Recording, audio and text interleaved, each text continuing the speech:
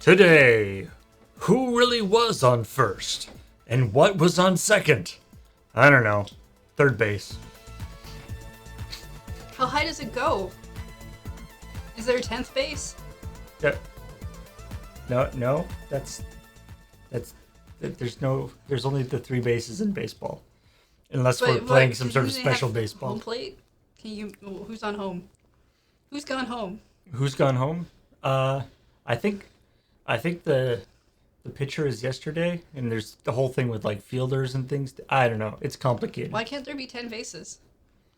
I don't know. Ask the people who made up baseball. Baseball?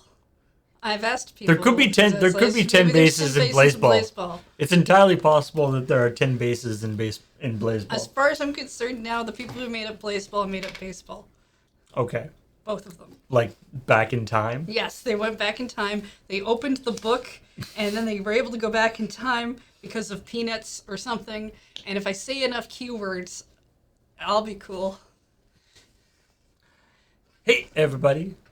Welcome to ChillPoint, show where we talk about video game news and also about the episode of CheckPoint that went up yesterday. It's just myself and Heather at the moment. Beej might appear later. He's going to miss out on all the good news. Yeah. No opinions for him after we've talked about these stories. Right. He's not allowed to have opinions. You've already heard most of his opinions in the actual CheckPoint episode anyway. Yep. And I have definitely heard all of them afterwards, so nobody else needs to hear them. Heather gets like the CheckPoint like preview show. I get the unedited version of the stories. All right. So let's talk about this week's the news that was in CheckPoint. Starting with Dr. Disrespect getting his own video game studio. I mean, good for him, I guess. Yeah. I frankly don't care. I mean, it went well for. I mean, it's not for Player Unknown, the PUBG. Although that's sort of spun out to different things now. But he was originally working with a company to make PUBG, and then it became a whole thing. But yeah, Dr. Disrespect started his own game studio. The few things that were slight red flags, I guess, on it. I mean, the main thing is if you saw the shoulder graphics they used for the thing of all the people that are involved in this studio, they're amazing. They're the on the actual like the studio's website, the Midnight Society. Yeah, okay. The name of the studio. No, I don't think they should have a cool name. But on the on their like staff thing, everybody has these like super cool like I feel they remind they're like Doom or Quake 2 avatars almost or something like there's like okay. there's okay the graphics are cool is what you're there's saying. like a specific style that all the avatars are done in that is kind of funny because they're just regular people, but then they're like, look at them with this cool like face tattoos and like body armor and stuff. Yeah, I mean we have on our if I remember right on our website really cool pictures of us being all Persona. Yeah, but that's different because we're. But what Persona's cool, good. And we're cool. Yeah. And now we have also, cool graphics. Also, to be fair, I think the like avatar pictures they have at the bottom is actually like it's actually kind of cool. I like that they did that. The thing where they're like, we're gonna flip game development on its head. What is it? What's the full quote? we're gonna flip the tables on traditional video game development and embrace the day zero community. That means including our players from the earliest inception, testing, reload times. Like, it's early access. Like Yeah. Oh, yeah. I mean, you've just clearly. invented early access again.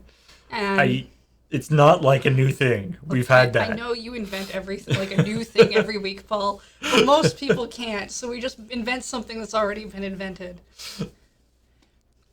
Also, yeah, I feel like people shouldn't be testing our game from day zero. Because then it's just be like day negative 630, right? Well, no, but like day zero would be like, okay, so here's a gray box that you can walk around in, I guess. We haven't really got that part figured out yet. Oh, okay. You mean like development day zero? Right? No, I don't think there'd even be a gray box. Yeah. I think that's still sitting in a room, being like, okay, what do we want our game to be? Isn't it? They just like send out like design documents. Yeah. Everyone is. I mean, if they want to show me all their design documents for all their games, I'm not going to go to that effort. Let's be fair. But if they do, it's not going to work out very good for them. Getting a game made by a committee of the entire planet is probably a lot slower than committee of 4 people or however many they have. I don't know. The thing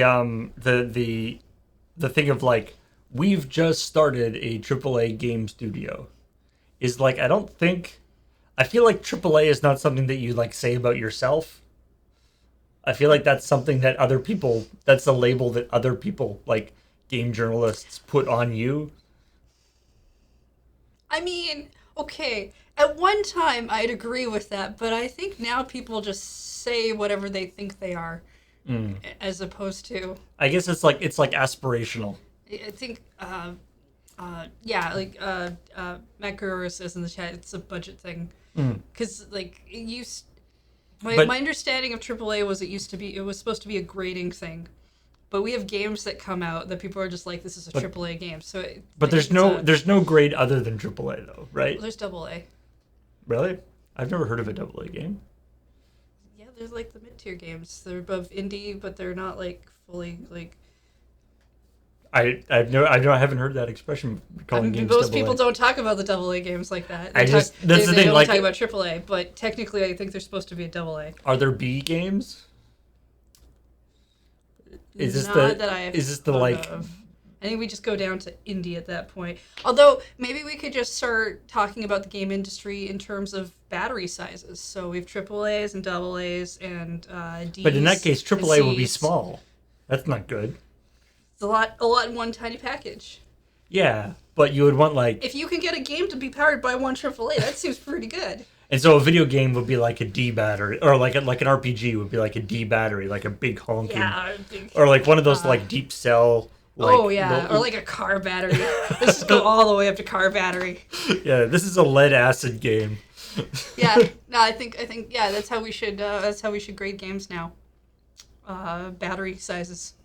I like it. And then so then like like a little like indie like 1 or 2 hour gaming experience would be like a watch battery. Oh yeah, like a 2026. Yeah. And then you have your AAs and your AAAs. Yeah. Anyway. Now we're turning the tables of the... Wait, no, they said flipping. I don't want to flip a table. That seems like a lot of cleanup. Can we just turn the table? Make it very clean. Hey. Am I allowed to be here? Did you wash your hands? I did. And then yes. Okay. Surprise! I'm here now. You don't have It's to wear Ninja that. Beige. Yeah. Hey, everybody. Still allowed to have gatherings that are below 10 people, so that's good. Oh yeah, those things got changed again today. Beige doesn't count as 7 people yet. No, not yet. Go, Paul. Don't put that out in the universe. I have to live with him already. I can't do 6 more. I have a heart that burns with a power We don't of have that 1,000 much suns. space where we live. So we were just talking about Dr. Disrespect. Okay. And his so we've just started. That's fine, but I have maybe have no opinions there anyway. So yeah. Oh, don't worry. That's good. We did not either. Great. Yep. Not really. We made up a whole different system of stuff, but don't worry about it. All right. So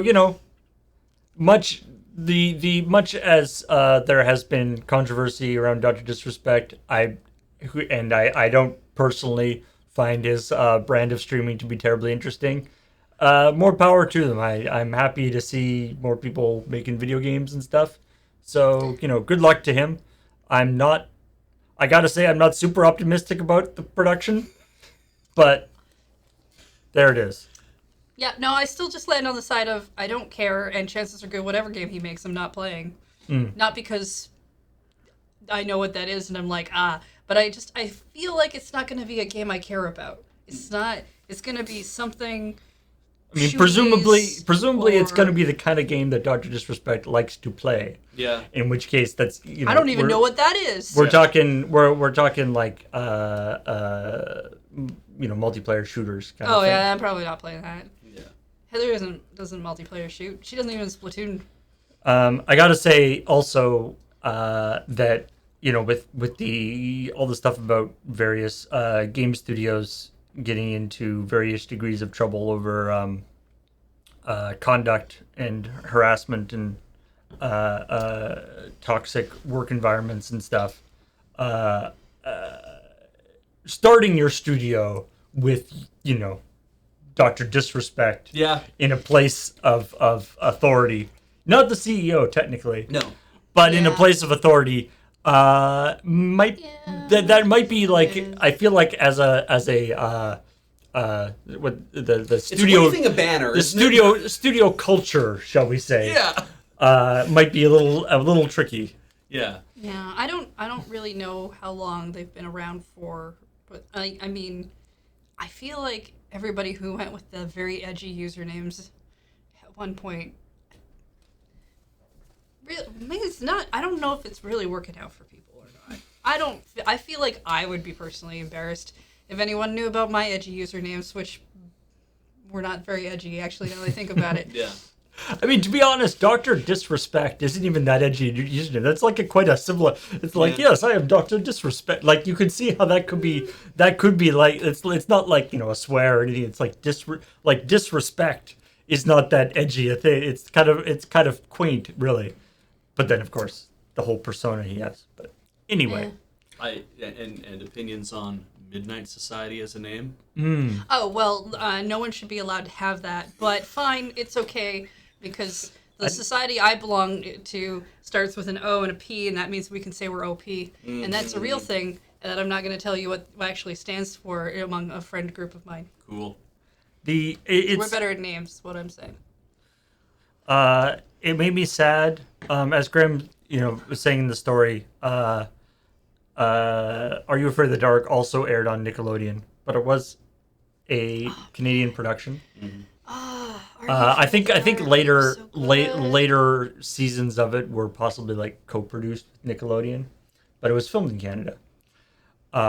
And it made me sad that when I went to get a picture for the shoulder graphic, it was surprisingly difficult to find one that didn't have the Nickelodeon branding on it. Mm-hmm. I was like, no, I want to have the original picture, the original thing that doesn't have the Nickelodeon part on it. I used to watch Are You Afraid of the Dark secretly because I assumed my parents wouldn't like it.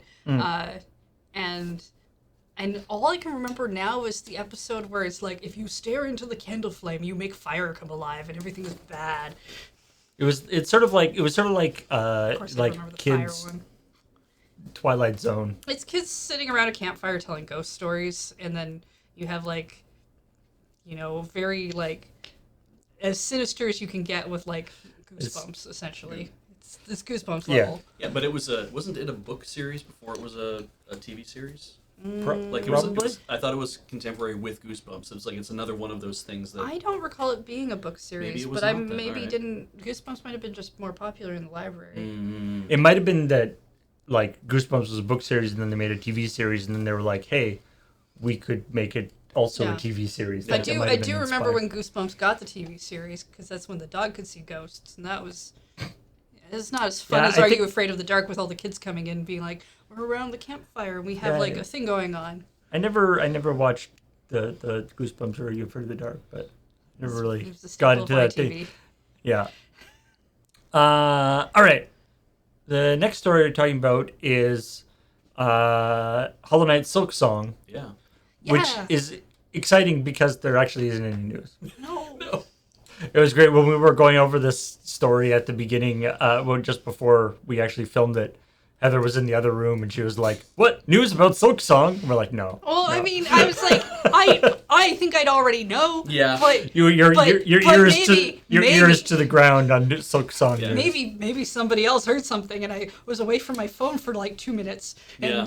and I need to know now. Yeah.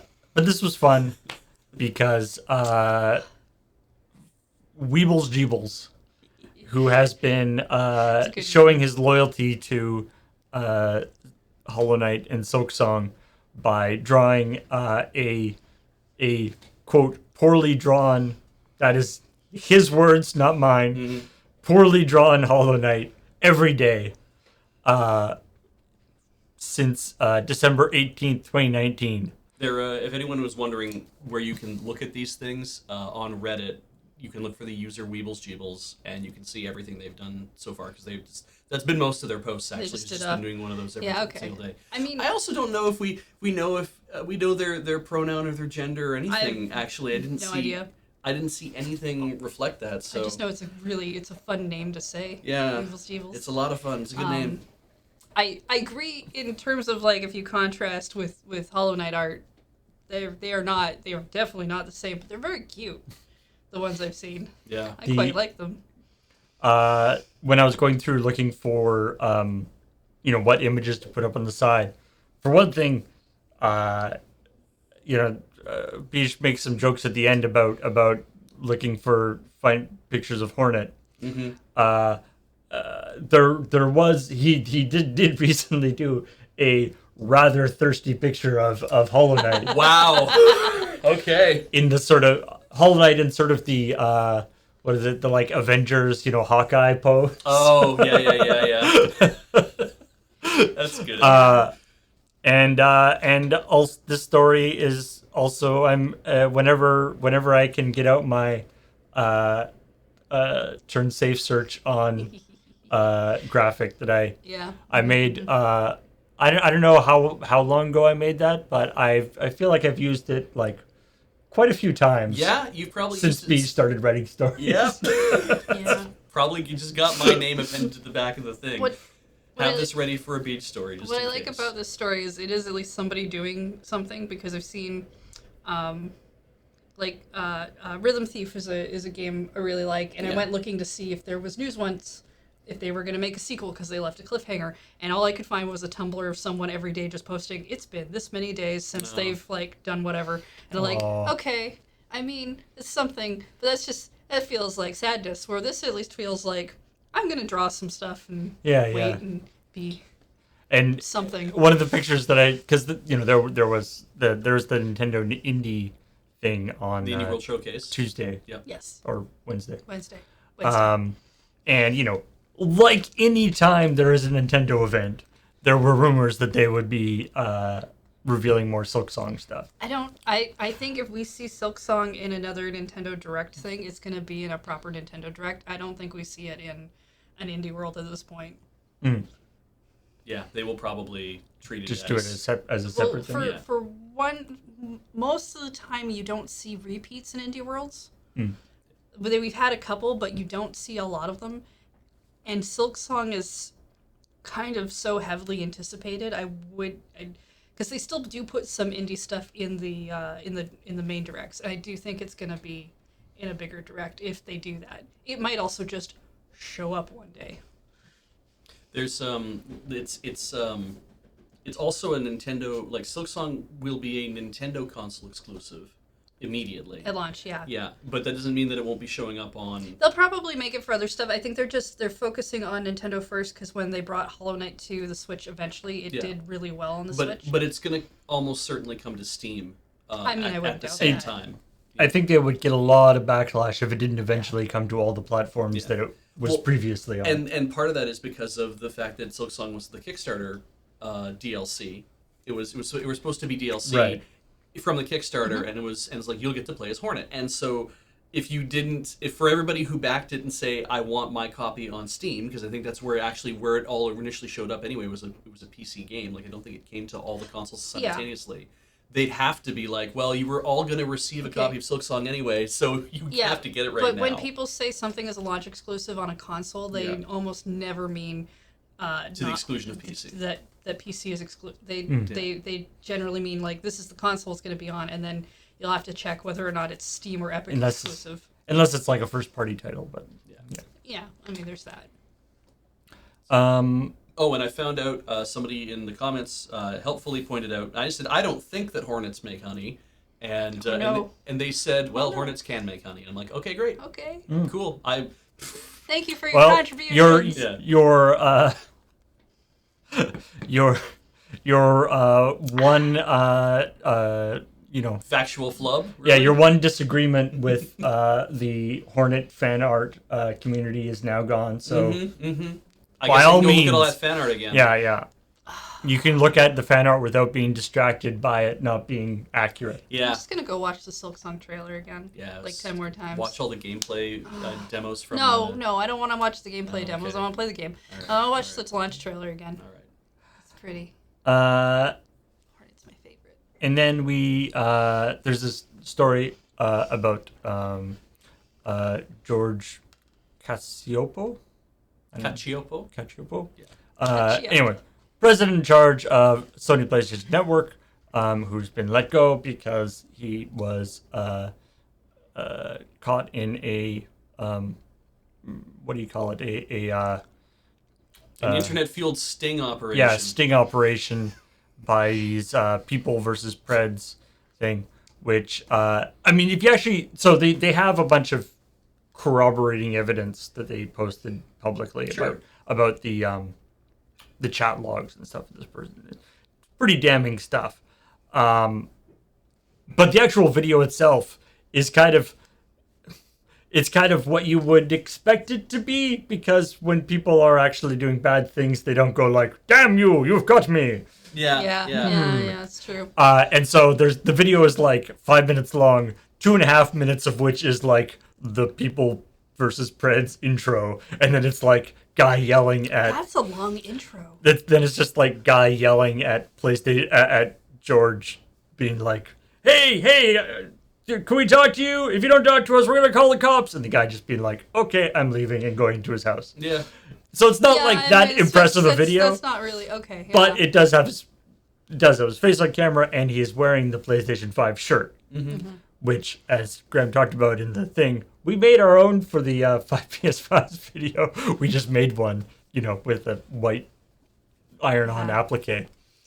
And also, what's fun is any Google image searches for this guy is completely poisoned now. Like the first 2 pages is just like, in order to actually find a picture of him that isn't the picture of him opening the door with the PlayStation 5 shirt. That's going to be like the big article thing going around. Yeah. So in order to find a picture that's not that picture, you have to go through 3 or 4 pages to find him just being a Sony executive.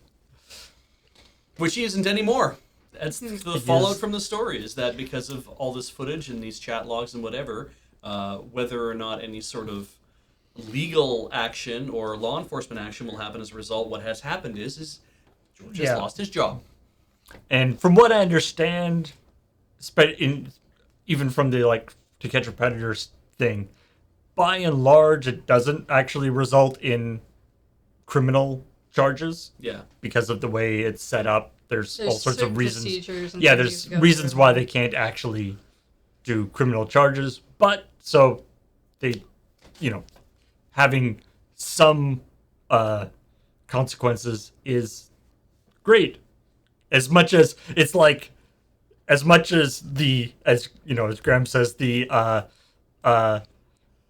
doing a thing and then letting the internet take over, which is I'm inherently, I like that phrase is just terrifying. Very concerning to me. Obviously, in this case, it appears to have been, a good result.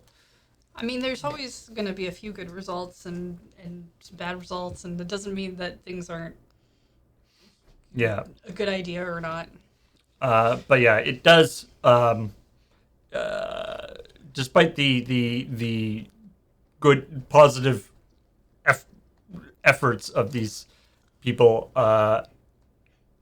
yeah, I find it a little difficult to sort of fully be like on the same page, just because we know how bad internet witch hunts can go. So it's slightly concerning. But if we're going to move on to the next story, 'cause somebody asked how your PS5s were doing, Paul. But now you can make them all look different with the new faceplates, and you can basically make your own Sentai PS5 team. That's true. That's true. We got the like Spice Girls outfits for the PS5s for that video. Yeah, but now you can get faceplates. Now for we them. can have them all fancy, different colors. Yeah. With the weird little like taco faceplates that like fit over the thing. If they do that again for the PS6 and we end up doing a PS6 video, they have interchangeable faceplates. We have to try to see if we can get some like custom made by a company and get them like so we can change them out on ours to be like now they're wearing actual costumes right away. That seems like an awful lot of work. But we have like and at least harder to do. We have right at least out the 8 years before the PS6 is going to come out and also be widely available. So yeah, I mean, probably the oops, wrong keyboard. The by the way, the D-brand PS5 skins site, yeah, Dark Plates, is pretty hilarious. Here, let me actually just swap over to it here, because let me. That's not the button. That's the button. Ha! Full screen. So this is the D brand. So D brand and the Plate Station. The Plate Station both got cease and desisted by Sony a couple weeks ago. And there was like a little bit of a story about that, but we didn't end up covering it on CheckPoint. And the thought at the time as why, like, because they had been selling them for a little while, and so the thought at the time was like, why are they cracking down on them now? Maybe because they're going to be doing their own faceplates, which turned out to be very true. So then D-Brand has now made like, it's because they got like a copyright on the specific like swooshy shape of the PS5, and so D-Brand has made one that's like a little more. It still attaches to the PS5, but it's like a little more squared off or something. Like they did whatever they had to do in order to circumvent the thing. It's slightly different, and therefore it's and so not... it's Dark Plates 2.0, checkmate lawyers. Like, they're really going hard on this. Like, ooh. It's like Venom just came out of the PS5 and covered it. Your loss is our gain. And then so this whole thing about, like, imagine you spend, spend a small fortune designing an exiting console, privately held corporation run by robots. Makes it black. The world rejoices. You're livid. You vent your frustrations to a team of lawyers. They get to work. Now in a threat of litigation, those robots have to redesign the Dark Plates. I assume D-Brand are the robots in this case. Yeah.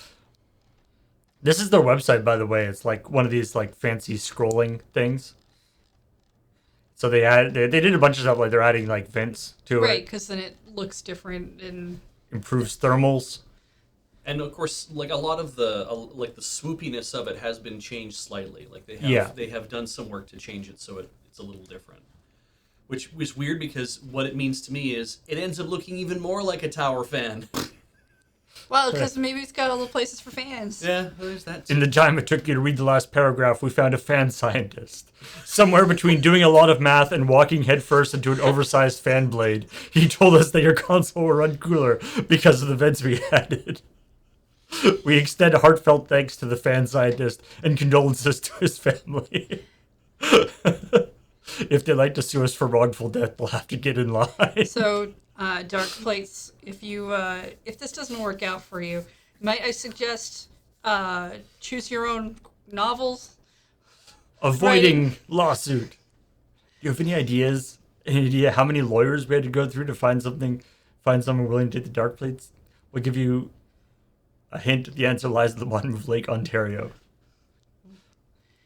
Anyway, so they, this is them going heavy duty on thing, and then it also has lights.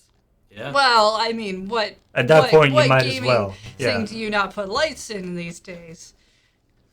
So anyway, Are they changeable lights? Because looks like they change colors. Yeah. They're probably a settable thing, maybe on an app or something. Even who knows? It could just be one of those like remote-driven things like we have in the moon base.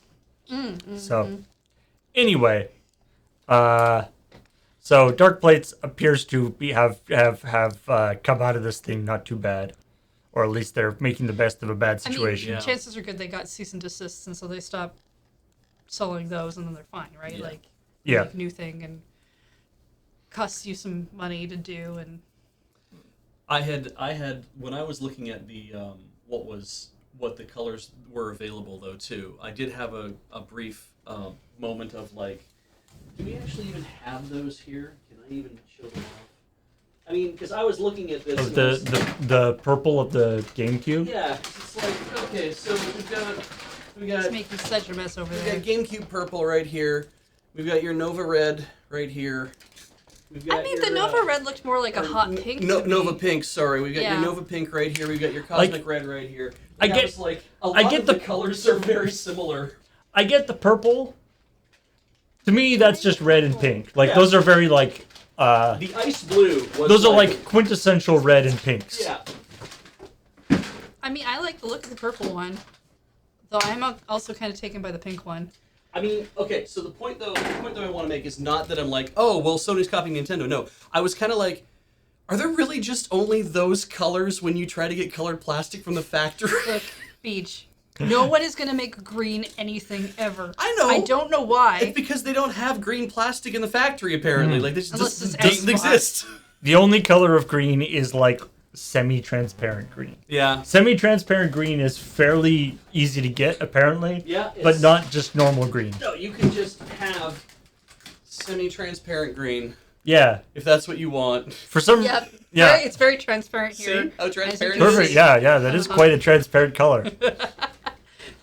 I mean, that's not fair. We actually do have the Luigi Wiimote, which is a opaque green. So anyway.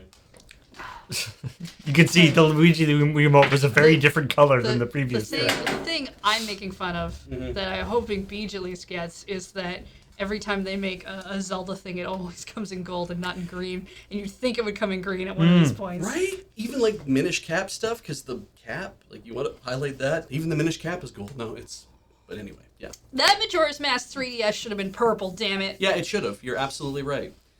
I agree with that. Gold. So, Sony's got this stuff coming out. That's awesome. But Microsoft is trying to compete with this whole let's release stuff that's, that's colorful. I don't know if that's like a competition thing. You know. The idea of because there's been a bunch of we've done a bunch of stories. There's like the shoes and things because this is like the 20th anniversary of the original Xbox. Yeah. And so they've been doing a bunch of stuff this year, Xbox stuff. And so the idea of like I kind of like I respect them putting out the poster. It's weird, but the idea of just being like the Red Ring of Death.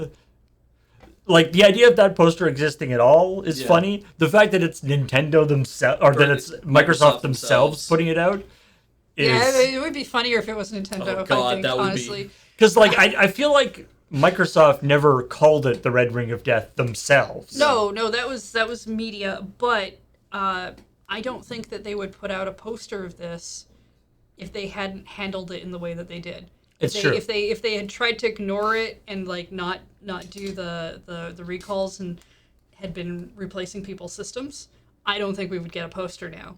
Whereas they did replace people's systems. It cost them a lot of money, but that that keeps your customer base there. I feel like to really embrace the feeling of the whole thing, they should be like very poorly printed posters. Like or just like some of them are like cut weird or like they don't work, they're like weirdly different sizes. I think if comes blemished, I should be able to get a recall on that. Yeah, it's My just red ring of death is not an appropriate red ring of death. and like or just like some of them are like blue. It's like Maybe a I get blue ring of I death. get like, it's most normally supposed to be like blue or green, or Yeah. if I get the normal color by defect, it's wrong. Somehow the poster just lights on fire. It's funny because like I'm pretty sure that like if you're in a I'm gonna get maybe I'll get the computer wrong, but I'm pretty sure it's the Amiga had this. Is that if the Amiga ever crashed, you'd get a black screen with a little red thing on it. It would say, "Here's what's gone on," and it would say "Guru meditation failed" or something like that. But it would always refer to Guru meditation, which had to do with like underlying aspects of what they called the thing. It's like a Unix thing, I think. Is it Unix? Because I thought it was an Amiga thing. Well, like it's been, I've seen that used in other places too. But like Amiga fans have T-shirts that have that on the front, that have the failure written on the front of it, right? And so it's kind of like, and I swear even like. But were whoever were owns those the actually Amiga- produced by Amiga? Well, that's the thing is like I think whoever owns Amiga now, like of the 90th company that it's fallen to, I think to them it's like hell yeah, make those shirts. Like I imagine they would do that because like anything to get people interested in buying something that for the brand that we own. And so it's like at some point Microsoft has to make a blue screen of death T-shirt, right? They have to do this. At least a poster. I mean, a poster, Right, yeah. like if you're, because shirts are a thing that you have to make in a variety of sizes and they're harder to sell. But posters, like this is one thing. It's very cheap to produce. Yeah. I would assume Microsoft has to make a blue screen of death poster that we can all put on our walls to remind ourselves of the pain of booting up a computer. Yeah, or walking past a sign downtown that That has blue screen, yeah. That it's just a blue screen or it's just a whole bunch of memory addresses written on it. It's like, oh, this has been a good day. We have like what is it, like New York has like all the big In Times TVs Square, yeah. and like the Scramble Crossing has that kind of thing too. Have we ever had like a thing where a place like that has blue screening happening all over the entire? I mean, not all of their like has that ever happened? Yeah, like in town here, like the big billboard outside the Save on Foods arena has definitely crashed a few times. Like I've seen it crash. Yeah, but I want like multiple screens of big thing like you would see in like I an feel like- apocalypse movie. I feel kind like of thing. I feel like that's happened in a movie. I don't know if it's happened in but I real want it life. happen in real life. Because presumably all those screens aren't run by the same server, right? So they wouldn't all crash at the same time. Anyway, Unless there was like something, that happened. Microsoft or Xbox is making an official Red Ring of Death poster for the Xbox 360 commemorating their Tylenol moment. And people did wonder about what a Tylenol moment is. If you go look up the Chicago Tylenol murders, you will find out what that refers to. So Microsoft themselves didn't call it their Tylenol moment, did No, they? That's no. something press has decided. This is it's like Watergate, right? It's like that kind of idea. The Tylenol moment was, and I'll explain this, is that when these murders via cyanide happened, because there was the person who did this had adulterated bottles of Tylenol with cyanide, and then it ended up killing people. And everyone, this is in the 80s, everyone panicked because they're like, wait, does that mean that bottles of Tylenol are poisoned, and maybe they got poisoned at the factory, and maybe hundreds of thousands of them are poisoned, so nobody wanted to buy Tylenol anymore. And so Johnson & Johnson, because apparently that's who owned Tylenol at the time, and maybe they still do, Johnson & Johnson was like, what do? The only thing we can do is recall all of our product, destroy it, let people know that we're doing that. All this product that you know is good. Yeah, that you know is good because it did not happen in your factory, but you're like, we have to do something immediately or we're going to lose all our money. So they recalled all the product and they destroyed it. And then they had to come up with a new tamper-proof packaging, which had like a seal across the inside. So you unscrew the top and then there'd be a seal. You had to peel off the seal. That was not a normal thing back then. Even in the 80s, that's not a normal thing. Yeah, what decade are we talking? I keep saying the 80s. 1980s, not 1880s. This is the 1980s. So by adding this thing, this was like a sea change. And so in like packaging and pharmaceuticals, the idea that we're going to put a tamper-proof seal on this, that if somebody tried to inject whatever into it. But that was a huge expense for the company, and they did that, and everyone was like, oh, okay, Johnson & Johnson takes our health seriously. They want to get consumer trust back. They spent millions and millions and millions of dollars in order to do this, but that was what they called their Tylenol moment. It's like, this is the point by which you demonstrate how much you stand behind the consumers that are buying the thing in the first place, how much you want them to be well, as opposed to being like, well, we're pretty sure there's not going to be any more cyanide out there. People are like, well, we're not going to buy Tylenol Sure. anymore. Aspirin exists. We'll just buy aspirin. Just have literally never heard of anyone call anything a Tylenol moment. If- Whereas, as you put it with Watergate, everyone likes to add the word gate to everything. Yes, but if you Google just the words Tylenol moment, you will see a dozen different things. I'm not arguing that. Yeah. I'm just saying I've never heard it. That's fine. It's in the vernacular. It is. I It is don't a want to thing. ever say it again. It is in the vernacular. It's a thing that Sounds people awful. do know about. Yeah, I mean, I think probably it's fallen out a little bit just Yeah. because people don't know what the initial thing was. I mean, for people my age who were like very young at the time, it's not a thing that you would have heard being passed around an awful lot. But people who are like, who are probably like maybe 15 or 20 years old at the time, who are reading the news, they're the ones who have kept it in the parlance, and they're the ones who have talked about it. And so, like, boomers, Gen Xers, they know what a Tylenol moment is. So, All right. Well, I clearly never talked to anybody above my age limit. And speaking of things that are companies did that are awful, NFTs. And hey, so this story is about how NFTs have been stuff, and starting with the Stalker 2 having NFTs, and they have relented on that. They actually turn around really fast. annoyingly relented between the time that we filmed this and the time this went up on YouTube. They changed their thing on this. Which, if they had just, done it a little earlier or a little later, it would have been way more convenient. Could Gaming News just not post anything between the hours of, 11 a.m. Pacific time on Thursday to about 5 p.m.? Just take a break for 6 hours, go take a nap. That'd be great. That'd be useful for me. That's, So, and the rest of us. they did sort of try to double down on it a little bit, but then they decided they cut their losses. So, more power to them. Good job. And then of course there's the game Legacy, which is Peter Molyneux's new game, which even if it wasn't associated with NFTs, Peter Molyneux's new game That's has enough to get it on has CheckPoint. people like a little skeptical about the whole thing, because he hasn't been doing that. He hasn't been batting that good these days. And then it's like it's gonna have NFTs and stuff, and I feel like people were just like, of course it will. So This doesn't make me less interested in the game, because I was already zero interest in the game. because at the very end of the episode with the after talk, Graham says he's really glad he's not Peter Molyneux, and that led to my favorite comment that we've gotten on CheckPoint, which was someone saying, "I've also realized I'm not Peter Molyneux. My self-esteem has risen."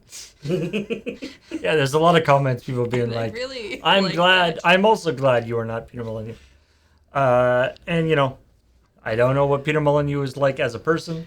No, Sure, but he's that quote, first perfectly fine person. like that but- quote that's like, if you can't sell it, like if people aren't willing to buy it, then why bother? Is just kind of like it's like, I don't know. Why do you keep doing things? They think It's yeah. I feel like Peter Molyneux has like at one time I had some sort of sympathy for that. He was sort of the kind of person who was, and there's a few game developers that do this, where they kind of speculate in public about things, like in interviews and stuff, and where they'll be like, so that like the interviewer will say like, is this going to be in your game? And they'll be like, oh, that's an interesting idea. Yeah, we could probably do that. And then, of course, then there's an article about this will be in the game, and then it's not in the game Yep. because they're just kind of it's a certain type of project sort of or sort of the way they're kind of visualizing the project. They're just kind of like, oh, that's kind of cool. Yeah, maybe we should do that. Those people shouldn't be talking to the press or should No. be given more instructions about talking to the press. And like another example of that, like the what's his name, the guy who did No Man's Sky. Yeah. Yeah. I think sort of fell into that thing. Obviously, No Man's Sky has had They've sort of a managed redemption to, stuff. to get through most of the stuff they promised, from what I understand. Yeah. But at the time when that interview happened, it was like the people's expectations had jumped, and it's like I imagine that no one had expected that everyone's going to cotton on to all of these things that were like, oh, this will be immediately available at launch, and all, it's going to behave this way and do these things, and of course you do. Why? Because the dev says this is what we're aiming for. That's what you heard, so you're going to be like, so that's like- what I believe is going to happen. You have to be very careful about saying stuff like, oh, well, yes, maybe we could do a thing like that. Because what that ends up especially if it sounds very exciting, because that gets boiled down into what will be the headline right. to make people want to read the article, but because people aren't going to necessarily read the whole article, you have a headline that has a definitive statement when you had like a possible statement, and now you have everybody reporting on this definitive, and then that becomes truth. So, and I feel like that was something that Peter Molyneux fell into with like some of the Fable games and stuff. Yeah. Where, people were disappointed because he talked all this stuff about the Fable stuff, and a lot of it didn't come to pass. So it was one of the big sort of like, promises not delivered kind of things that people were disappointed in him stuff. I feel like we're at the point, like, it's at the point now where it does feel like it's not just people taking him out of context or him speculating. It feels like actually disingenuous, the kind of things that he's talking about. Yeah. Like, if he really thought if he really thought that this was a good idea for game, like, I feel like there's a lot of aspects that, like, the way the Curiosity Cube and the Godus ended up was not just him being overpromising and stuff. There was definitely not being straight about what was going on there. Yeah. But Could you imagine a guy like that having a stream?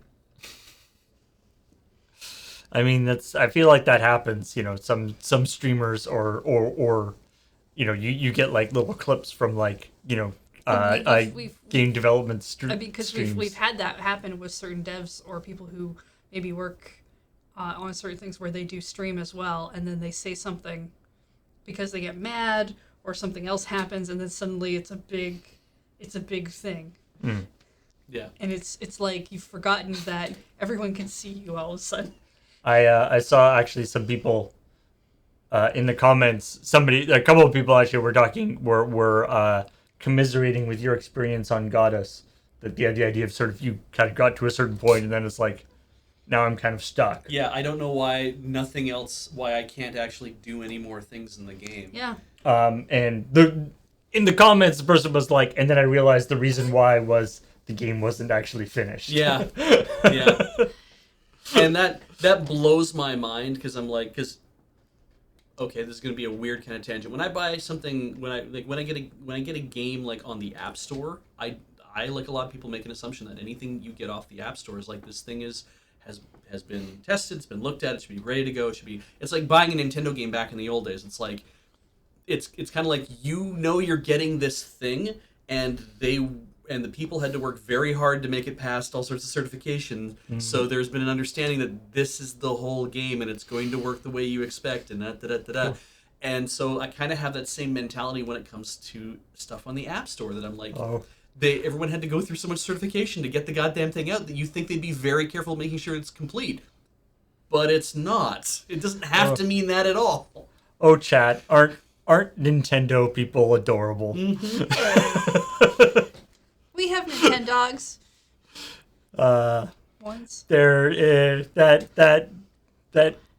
childlike optimism that only folks who have mainly played Nintendo games have, where that the game is probably done when you get Yeah, it. the game should absolutely be done, right? I swear I watched a YouTube video about a Nintendo game that made it past all the certifications, but actually had a huge like showstopper bug in it that nobody realized was there until people started playing the game more. Those of us who are primarily PC gamers have long ago had that beaten out of us. Well, I mean, you've had beta and early access for so long at this point. You know, there's no such thing as a finished game anymore. I don't know. I mean, like Space Quest 3. Like, if you bought something from Sierra, you know it was finished, right? Like, it's like they weren't releasing patches every 2 weeks. Yeah, it's since the internet they were like, hey, wait a minute, we can just change it. Yeah, and we will. Yeah, having like random Steam games, because Steam sometimes doesn't tell you when things update. Ah, right. And so, like, opening a Steam game and it'd be like, this is a different game than I remember. How did that happen? Well, they uploaded some new files to a server, and you downloaded those files. And then the final thing that we talked about actually on the episode was Final Fantasy 14. Not shutting down, but suspending sales because they're too popular. We didn't get into the details of why, but of course, it's because of the Endwalker expansion has been so popular that they're having a lot of trouble with server lines. Capacities. Yeah, so there's big wait times to get onto servers and stuff, and apparently the thing is sort of compounded by apparently the way the client connects to the servers can be a little sketchy, so that like you get into the queue and you're like 600th in the queue, and then like an hour later you're getting down and then like the client crashes or something that it's not just the getting into being in a queue is one like sucks enough, but you can't even just like let it go and leave it because you have to keep lots of stories of people who are like, you have to sit there and babysit it, but then you've been doing that for like 2 hours, so you go to the bathroom, you come back, and it's crashed while you were gone for 5 minutes. Yeah. And I feel like this is interesting. Like, obviously, servers being overloaded in MMO isn't that much of a story, but I find Square, I don't know whether it's just because Square has like a different, they seem to have like a slightly different mentality surrounding their MMOs than other companies, in the sense that, I mean, for one thing, they did the full reboot of Final Fantasy 14, and in this case, they're like, people can't access this game, we're going to stop selling it until we can get this figured out, which I feel like is not something that a lot of other MMOs would do. They would just kind of struggle along and be like, it's probably okay. We'll figure it out. And I think you make a great point there that I'm like, and I wonder if that is a Western developer versus Japanese developer mentality. I mean, maybe, yeah. Like or just like even just like a Sony sort of cultural thing. Yeah, well, I mean, like Square Enix is, or not Sony, yeah, Square Enix. But I think you're right in a way that it could be a thing of like Sony corporate cultures like this, and Square Enix corporate cultures like this as well, and Nintendo is also like this as well, and it's like, sure, but maybe in the West it is like Blizzard goes fast and breaks things, like who made EverQuest ultimately? I know who owned it ultimately, but EverQuest was like a small Western company, wasn't it? It was a Western thing, yeah. I'm pretty sure. And it's like in a lot of popular MMOs that we played in the West, maybe we all have that mentality for a while. It's like, no matter what, keep the thing going. People can stay in line, spin up new servers when we got them, and Square's like, we'll get there. But we can't sell you more copies of it in the meantime. We would rather you have a good experience, which might end up meaning you have no experience for the time being until you can have your good experience. And like, I remember, we did lots of stories about Final Fantasy 14 before they did the full reboot, the Realm Reborn stuff, where they were having so many server issues they just kept giving people free months. Yeah. And so they didn't charge people for Final Fantasy 14 for like 6 months because they were like, we can't, we don't morally feel right charging for this game that's kind of broken. Which is, again, kind of a different, I feel like that's a slightly different mentality. You obviously big corporations aren't necessarily your friends, but Yeah. I mean, well, Lurker Spine actually says something interesting here that I think it's a Square exclusive thing. Maybe, maybe not. But because of the colossal fuck up of Final Fantasy 14 1.0, like when that launched, people were just not into it. Like there's like problems in it, and they had to take it all down and then rewrite it. And I imagine that they're probably pretty cagey about that. It's like, yes, it worked. It succeeded this time, and it's doing great. Oh my God, we're too successful. We weren't prepared for this. Well, we don't want people to log in and have crashes and have problems and have all these kind of, you know what? Let's put up the barriers and just say, we're going to fix it. Sit tight. We'll get there. I feel like you still, in the end, have specific people at high enough levels who really want to do that. They can make that happen. As opposed to just everybody in the company or the company itself is cool with it. I feel like I bet there's a lot of like lower level people where the rubber hits the road on on WoW and on New World and on some of these other games that have had scaling issues in the time, being like, oh, that sounds so nice. Couldn't we, but people who were the ones who got who had to do all the work to fix that, but didn't have the authority to make that kind of a call, being like, that is amazing. And the fact that people at that people who have the authority to make that call at Square are willing to make that call is nice to see. I like it. Well, yeah, because we've seen plenty of games start up, and within 2 months, they're not working out, and they die, and they move on to the next thing. I mean, Final Fantasy has a big legacy within its own franchise as well. That maybe you don't want something to be that bad. Like you don't want it tarnished. You don't want that tarnished. Yeah. It would be better to rebuild it, and that there's factors like that to consider. And then apparently the whole thing is compounded by obviously the worldwide chip shortage. So they can't physically ramp up as fast as they would have otherwise. Exactly, yeah. You just, like the big servers that they need in order to ramp up just are not available. Yeah. And you can't just go to AWS and do it because sometimes AWS goes down for a couple days. Can't just go down to the corner store and buy a couple servers. I do like what Akayatana says, where provinces have been putting capacity limits in place, so digital places can do that too, right? And sure, you can't have gatherings of more than 1,000 people right now in Final Fantasy 14 on the West Coast. I mean, we make digital geofence barriers all the time. That's what region locking is. Yeah, that's true. Yeah, I mean, presumably, and I mean, people have talked about that actually. That like, depending on the time of day and where you are geographically, you're connecting to different Final Fantasy 14 servers. Yeah. So some servers have better, like some people are like, I don't know what everyone's talking about. I've been able to connect no problem every time. Queue of 12 people. What are you talking about? Yeah. Yeah. All right, let's talk about some of the other things. Dead by Daylight, which is the asymmetrical horror game, where like one player plays the killer and then the other people are the killies, the people being killed, victims. The victims. They have to, and so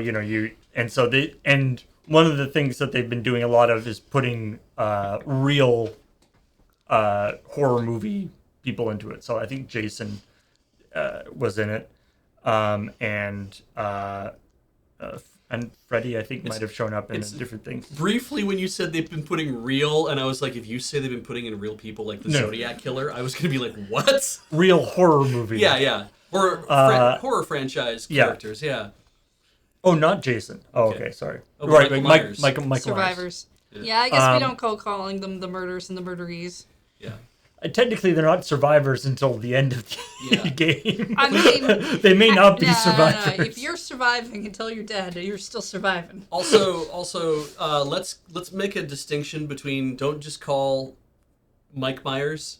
Call him Michael Myers to distinguish from Mike Myers until Shrek actually makes it to Dead by Daylight. Oh my goodness. Yes, please just put Shrek. Make him come out of the ring well. So yeah. Which is so they're adding I forget what her name is. Starts with an S. Sadako.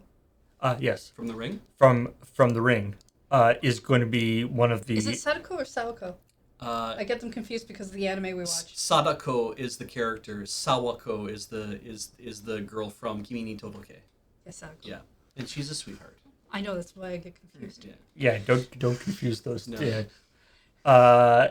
And so so they bring the Ring or Ringu, depending on which one you're looking at. Samara is the U.S. US version of it, right? Anyway, so they're bringing her to Dead by Daylight, which, it's another person that they're bringing, and they have each person that they bring in, they have like a new set of powers and all sorts of cool stuff and stuff. But it occurred to me that in like a first person, like the Ring, very, very scary movie. Yes. Very scary villain. I'll take your word for it. But the whole premise of the Ring is you watch the movie and then you die in 7 days. Yeah, regardless of what happens, that's what happens. Right.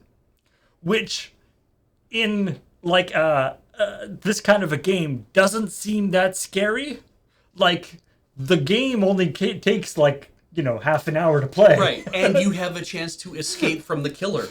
So I feel like she wouldn't actually be very effective at stopping these survivors accomplishing their objective and running away or whatever. They'll die 7 days later. Right. But the game will be over by that point. But if she has superpowers, which clearly are going to be crawling on the ground real fast, you're not going to see her coming. That's true. Your eye line is going to be too far away.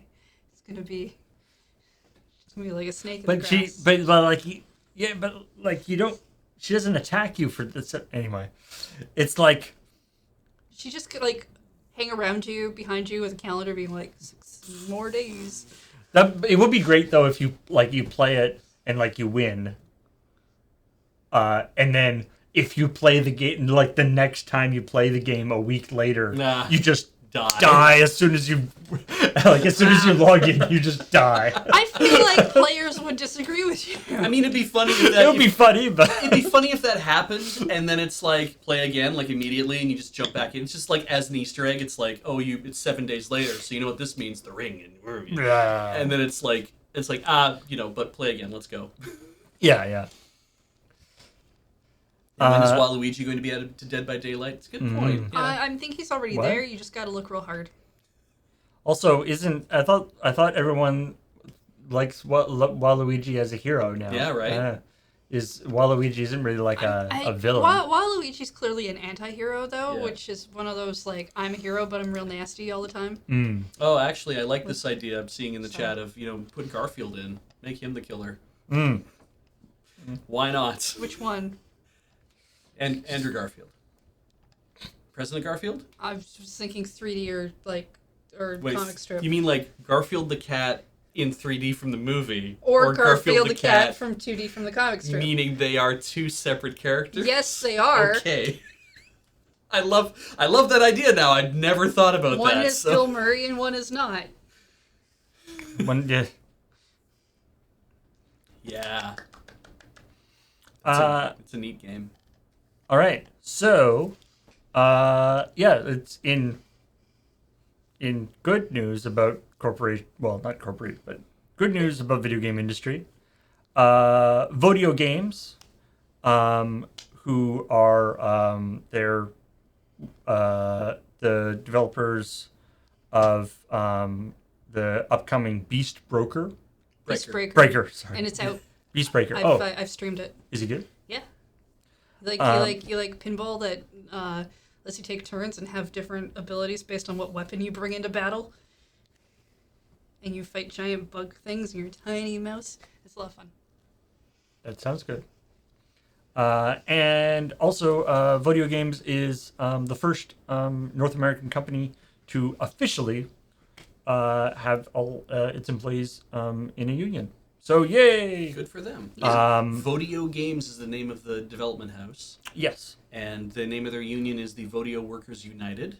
And that union is part of a larger union, because that tends to be what happens, is that a smaller union... Because they have 13 employees, so Yeah. it's not like a big thing. We've talked about unionization efforts in other places, places like Ubisoft and Blizzard Activision, Electronic Arts, and different stuff, where there's sort of like they're people doing union-like activities, as in collective organizations and stuff. But especially in North America, a union has a specific legal meaning, and they get certain protections and stuff. So it's very good. And what's kind of interesting about this is what I like about this is it's talking about how, because obviously there's been a lot of talk about unions specifically in these big in Activision, Blizzard, Electronic Arts, Ubisoft, stuff where they're sort of usually first a big scandal or a big thing about how working conditions are horrible. Yeah. And then there's information about how it's like, and then people are working on unions to try to improve their working conditions. And what they talk about in this is that everyone was really happy at Vodeo. Yeah. All the employees have been very happy. They have a lot of benefits. They're good, but that doesn't mean that they don't want to have a union. And the management of the company is like, yes, union, go for it. We're on board with that. So it's not just like having this kind of antagonistic relationship with management, but it's this idea that just to make things clear to management and to make sure that that everybody sort of understand that employee employee desires and questions are brought to management in a useful way, and that things are preserved and that stuff doesn't change. So it's a neat idea. It's good to be reminded that it's not just things are bad, so we need to make a union to make it better. Yeah. Mm-hmm. It's also that it's just good as a baseline thing of just making sure that so that they don't get worse, or that that people are on an even footing for future. Yeah. And Vodeo's managers, or management, I guess, whatever that consists of, is a group of managers or just a manager. They voluntarily recognized the union. There was basically everyone. I imagine it went down like, "Hey, we're all signing union cards," and management was like, "Nice, sure, we're down with that. Go ahead." I'm trying to remember if Audio is the studio. I think it was a different indie studio that had talked about going down to 4 days a week. They talk about that. Was that them? Yeah. That they lock in benefits they already have, like a 4-day work week. Okay, because I remember seeing that come up on Twitter, and a lot of people being very like, "Oh, cool! Reduce your work time." Yeah, to that's do like these like things. reverse crunch. Yeah, they also their goals to make one game a year, like a small. They call themselves cozy crunchy games. Right, because a game where it's like you can kind of like sequester yourself with an Yeah, iPad it's or a nice Switch. and cozy, but it's still got a lot to it. Yeah, it's got some depth to it. Yeah.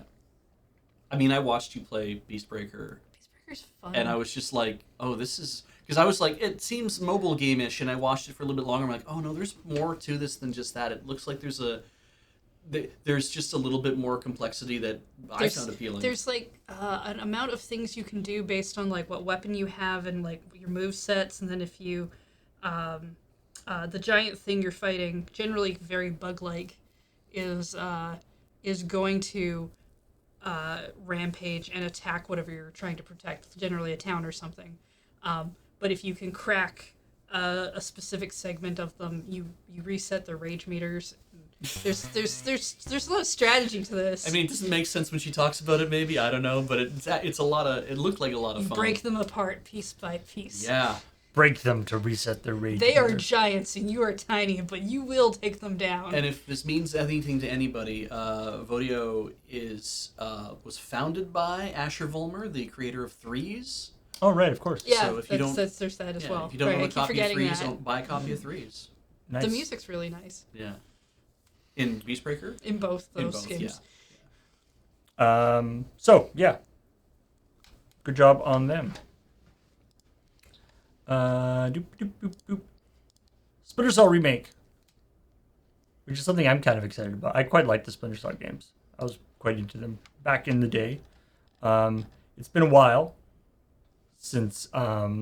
Splinter Cell has been on the market as a game? Yeah, it's been eight years, I think, since Splinter Cell Blacklist.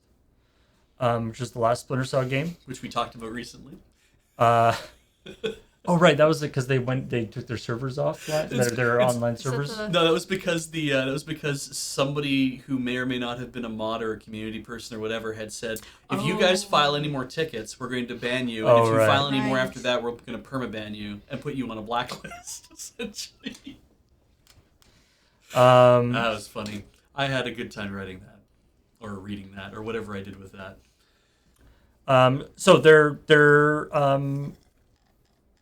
doing a remake, so this is not, and you know, they're obviously that like remaster, re-release, remake thing can be a little bit amorphous as to what people actually mean. But in this case, what they're talking about is doing a remake, so the game being fundamentally the same as the first Splinter Cell, but updating it with not just new graphics, but also adding things to make it more more in line with sort of modern gaming standards and stuff. Okay. Which seems like a cool idea, and I'm happy they've talked about people are like, so you're just gonna make it a open world game, right? Like you're just gonna make it a you know, like all the other Ubisoft games. Like you're gonna have to, like, you know, collect. You're gonna have to go to all the whatever evil headquarters and take them over to get activate all the little icons on your map. Right. But no, it's not gonna be it's still gonna be linear, and it's still going to be it's still going to be a totally it's going to be like the games were originally. I like they have a couple of mottos that they're working on for the to follow the game. For one, the stealth action redefined, which was actually the original tagline for the game. Which is saying has been, they're using that as kind of like their North Star, like their sort of mission statement, I guess, for the thing. So straddling the line between the spirit of the old and the comfort of the new. We can excite and surprise new players, make sure that our returning players pick up the controller, they have a sigh of relief and saying, they got it. Also, I like this. At the core of the project is the other phrase, which is respect the goggles. Now, that is a corporate byline. Yeah, like stealth action redefined is fairly generic. Yeah. Respect the goggles is a very specific... Just makes me think of Digimon. Yeah. Yeah, because the big thing, the three dots, so the two goggles and then the night vision thingy, is sort of a very symbolic thing for the Splinter Cell franchise, and so they're talking about that's gonna make sure that the game is modern but has the foundation of what the game was originally. I remember, like I say, I play a ton of the original game, and I remember because the way they did the night vision was pretty cool. Like you could, whenever you want, you can flip your goggles up and down. And then when you flip your goggles down, the whole screen, it's a third-person game, but the whole screen goes into night vision mode, Right. which is like black and white and like lower resolution, like it's like Yeah. and stuff. So I always thought at the time, it's like I spend so much of this game in night vision mode. They could just have made the game lower resolution, probably save themselves a lot of effort. But anyway, so I'm excited. They don't have a time frame on it, Yeah. but I mean, that's okay. They're probably making it for like the PS5, and they'll need time for people to get that. Yeah. I mean, not you, I know, but others in the world. other people. Obviously, if we had written the story, we would have also have pointed out that Ubisoft has still not done anything about addressing the complaints from the. As far as I've not heard, yeah. Yeah, about all that harassment and lot whatever of else that's been going on over a there. lot of that's but gotten swept under the rug with all the Activision and Blizzard stuff. yeah, Yeah, Ubisoft's pretty happy about all that. It's like they're like, yay, somebody's worse than us. Yeah. quick, hide. be like, and they're like, we're not supposed to be happy about that. And it's like, well, I mean, instead they're doing NFTs yeah, Right, yeah, of course. Mm-hmm. with the courts. We talked about that last week, though. We don't need to get into that again. No. I marked this story just because I thought it was funny. Dungeon Munchies looks fun. There's a game called Dungeon Munchies that's coming out.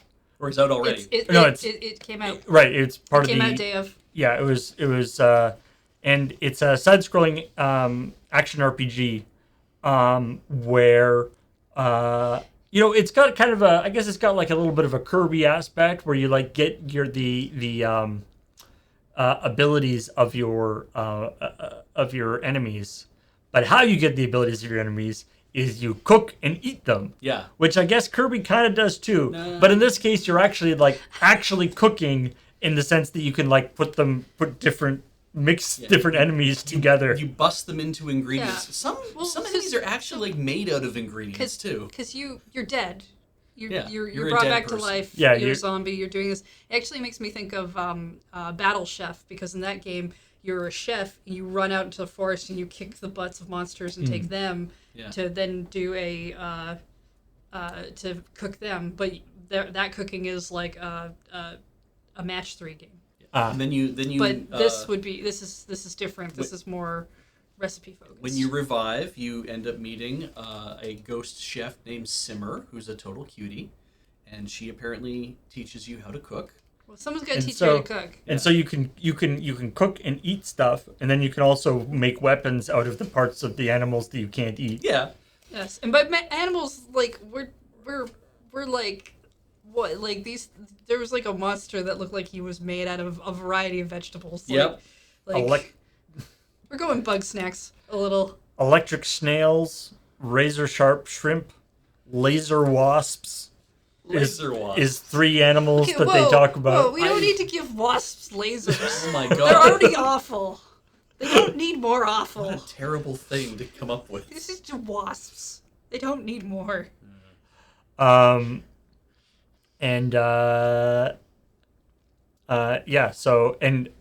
But remember, your stomach can only take 7 dishes. Okay. So you have to put together a meal that maximizes your abilities. I mean, that's still pretty fantasy-like for me. I can't do I can't do 7 dishes in real Well, life. maybe you get like tapas, like little okay. things. Yeah. All right. Tiny dishes.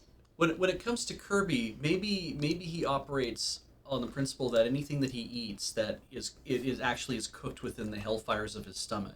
Like maybe it's like there's a black hole inside of him. Why is there hellfire inside of Kirby? Well, I'm just saying, like maybe he Kirby, operates like- on the sandworm principle, right? That it's like there's just this immense furnace that's just burning within him, and when he takes in something, it's just incinerated and turned into fuel. But Kirby usually like spits out the thing afterwards. Oh, that's so- true. He has to be able to hold it in his mouth. Yeah, but when he when he does that, maybe that's what's actually happening. Is he's crushing it, and the intense heat and pressure of doing so is what actually provides him fuel.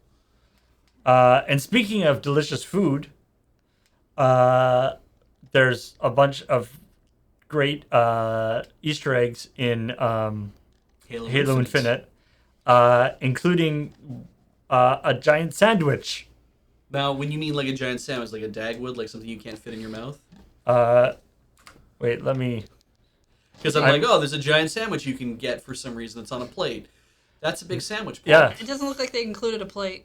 Could they make a sandwich so big that even the Master Chief himself could not eat it? Well, how much time do you have? Does he eat food? I've never seen him eat. No, his suit provides for all of his bodily functions. Ew. The Halo novels are very specific about Ew. this. Why have you been reading those? I haven't. Also, AG did. I like one of the developers being like, I can't believe it only took 2 days to find this one. How many sandwiches are in the game? To find this one, you're right. Oh my god. Can we find the grilled cheese sandwich next? Yeah, go looking for the Monte Cristo. God, I could go for a Monte Cristo.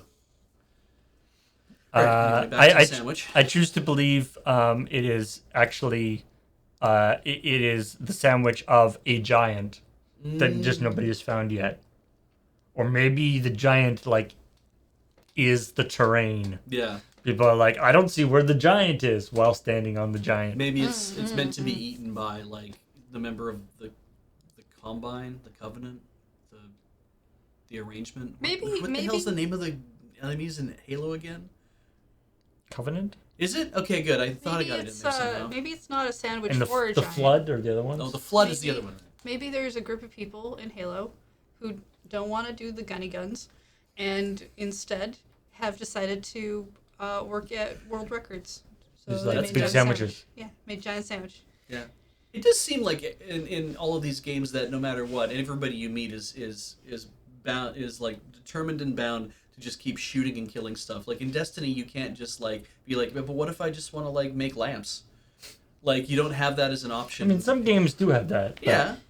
But I feel like you don't meet the Covenant who aren't the like fighting one because you're on the battlefield. Fair right? enough. Yeah. You're not like going to Yeah. their like and home it's clearly place. marked, and they're like, yeah, we're not going over there today. We know what's happening. It's kind of that Paintball games in. when you have a nail, everything's a hammer. Right. And I mean, from the Covenant point of view, they're like, are all humans these guys in armor that come and attack us? Like, Right. Right? Right. It's it's just all a misunderstanding is what it is. Okay. War is silly. And everyone could just eat sandwiches. Good God, y'all, what is it good for? Absolutely nothing. But I'll tell you what is good. Minecraft. Yeah. What is it good for? How about 1 trillion views? That's one with a lot of zeros after it. Yeah. 9, I think. That's, 12. 12 That's views on what? Yeah. on YouTube. Minecraft content. Yeah. Oh, That is 1,000 billion Okay. or 1 million million. okay. How much of that do you think is because of James? Do you I think would we get like at least a say- 1%? I would say Because they've done. half. He's done Minecraft for a long time. Yeah, but I don't think like that... weekly, and many people watch Oh, it. I mean, how much has he generated? Yeah. Oh, as opposed to how much has he How many of watched? these views do you think are is people watching 9 o'clock? Do you think we could crest like the 1%? I would say approximately half. Whoa. Okay. That's rounding though. Sure, 500 billion That's views. rounding to the nearest 500 billion. Yeah. I mean, given that there's so many James Turners out there, I mean, you could probably ascribe most of that to. That's Yeah, true. yeah. Famous YouTuber James the Turner all the Jameses together on and YouTube Unite. Pokemon yeah. developer James Turner and Pokemon developer James Turner. Yeah, they all work together. So yeah, good job Minecraft. I think the reason why I think it's the like video game that has gotten the most popular game on the platform. Mhm. I think just because the way Minecraft is, or the way people make videos about Minecraft, while there are games that are more popular, not very many, but there are, or at least more popular for a certain segment of the population or whatever. I think Minecraft produces a lot more of the content that people like want to watch over or more and more and more and more. Yeah. Well, there's different kinds of content, right? Like and it's you all watch, it's so you watch different. you watch too. a story video game. You're watching for probably the story, or maybe the personality that's playing through. Minecraft, personality maybe.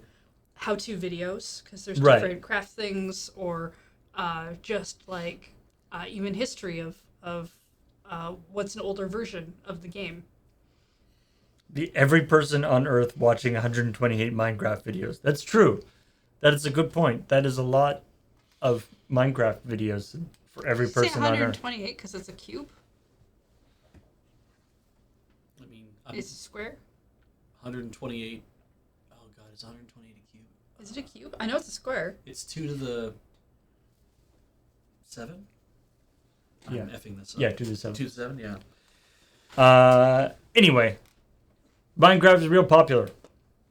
Some people like it. Big news. Welcome to ChillPoint, where we Yeah. talk about the news that important- you already knew. So the thing to keep in mind with really large numbers like this, though, because people are like, "Well, that seems low." It's like, well, it doesn't, though. It actually it is a lot. That, and the reason why we're highlighting it is a lot, because it is a lot. Because you're like, oh well, how many views did Gangnam Style have when it because that was like the most watched YouTube video on the planet that one time, right? And it was like what, 120 million, 250 million. It wasn't 250 billion. Like Yeah. it's like that's 1,000 times greater. Yeah. And you're like, well, that's only 1,000, and 1,000 is a lot. I'm like, I didn't say 1,000 more. I said it was 1,000 times more. Yeah, the scale of things is always tricky sometimes when you get up into these large numbers. And we throw around numbers like, oh, well, the U.S. national debt is like $3 trillion or $4 trillion, right? And sometimes I think about, well, how many people are on the planet again? Is it 7 trillion? Is it 8 trillion? No, Beach. It's not trillion. A billion. There's billions, 7 billion people on the Well, I planet, think 8 billion people on the Yeah, planet. I think it's closer right? to 8 now, but like it's still billion. Yeah, and it's like, and that's a lot of numbers. Like, and when somebody is worth $180 billion, that should give you pause, because it's like, that's not $180 million, which is a lot of money. That's 1,000. If 1,000 people all got in a room and they all had that much, that's how much money that is. And it's like, in 1,000 people in the same room, you're gonna get sick. You're gonna catch the coronavirus. Okay. So that was a fun little test. This is weird. This is why we shouldn't do numbers on CheckPoint. I mean, I got the whole thing wrong anyway, and he's just spiraling now. And I believe we did a joke on like a really, really, really early escapist news network. Maybe even like the first or second escapist news network. I wrote a joke about because it was a similar thing where a company had made a ton of money. And it was I was like, and they have contracted the Fat Boys to explain the difference between a million and a billion. Because there's a song from Square One TV called "A Million is Big, a Billion is Bigger," where they really illustrate it with hamburgers. well, they're not wrong. Yeah, they say if I had a million hamburgers and I ate a million hamburgers every day for a year, Well, you died before you got that first million. you'd still not be even close to a billion. Yeah, you should be under the halfway point, right? You're Anyway, real sick of eating hamburgers. yeah, real fast. you would get sick of eating real hamburgers. fast. Anyway, that's the last bit of news we had there. This is why we should stop making our dollars as small things and just make them really big. as they get larger in currency, like Yeah. or denomination, that it's just like you just make them larger and Yeah, larger to it is represent a big individual elements. scale thing. I think Or thicker, make them thicker. I'm pretty sure some countries do that with their bills, where the bigger notes. are Not bigger. like proportionally, Proportionally, no. but I they feel like should that, be proportionally. Yes. Showing up with a giant novelty $100 bill. except it wouldn't be novelty. It No, would actually yeah, be it the would $100 be $100 bill.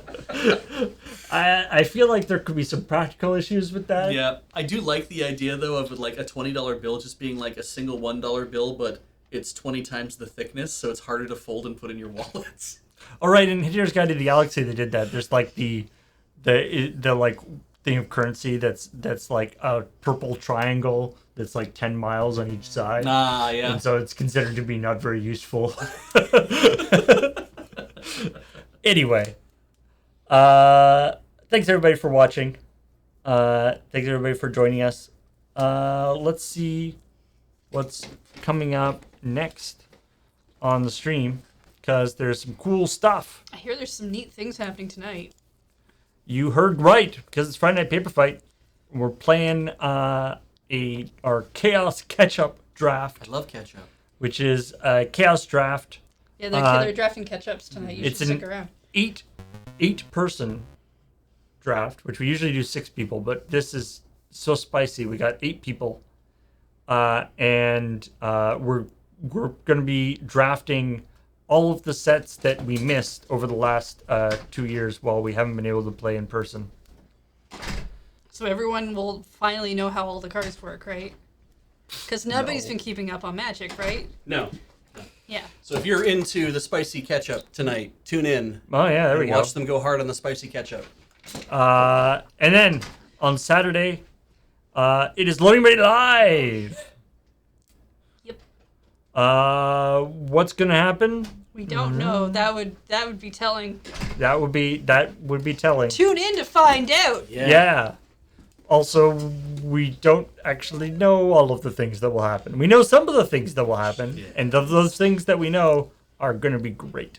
You want to find out some secrets of things we don't even know? Well, tune into Loading Ready Live. I don't know if they're secrets if we just don't know them. Yeah, they're secret to us then too. They're super secret to the universe. It's like a double blind secret. Right. And then on Rhythm Cafe on Sunday, Heather and Ian are going to be playing Cool Tune. What's that? I asked Ian that, and he said it was on the Dreamcast, and that's all he would tell me. So I assume it's a rhythm game. Wow. All right. I hope it's fun. I've never heard of it. And then on Monday, Kathleen is back with more Shin Megami Tensei 5, followed by Crossing the Streams on Monday evening, in which I feel like I forget what it's supposed to be. I forgot what we were supposed to be playing, but I'm sure it'll be great. It'll be a game with people. It's a multiplayer game. It'll be a game. There will probably be people there. Otherwise, it'll just be like the starting screen of the game and just playing, and there'll be nobody there to play it. That's an unintended stream. I don't think we're allowed those. Yeah. All right. Thanks everybody for watching. Let's thank awesome people who subscribed during this stream. Yeah. Here they come. Here they come. It's the ghost with the most for 51 months. Thank you. Oh, hey, another Centurion. Ryson got in with those 100 months. That's the 1 year. 800 months in a day. That, and for 60 months, you get a cake. Yay. J Post 42 is 69 months. Nice. We got the 42 and the 69. Excellent. Welcome to Jaya Legends, who has been here for 3 months. Thank you for coming back. Simon Ark for 47 months. Welcome back. Boots Malone, PI, here for 58 months. Doc Lisa for 32 months. Kusnoki for being gifted by an anonymous gifter. And Desert Bus South sneaking in there at the end for 6 months. 6 whole months. And hi, Lord Hosk. Yes, we saw you go by. We did see you. And You know we know you. And 100 bits from Drazvin and Gapfiller also sneaking in there. Get the bit snipe. Got the timing quite exactly right there. So, thanks everybody for watching, joining us. And in an hour, 20 minutes or so, going to be doing the LRMTG, or Friday Night Paper Fight. The Fun Puff. Fun Puff. We're not gonna call it that. But I'm gonna keep calling it that. We're not gonna call it that. He said, calling it that. Yeah. I'm calling it Fun Puff forever now. Yeah. All right. Bye, everybody.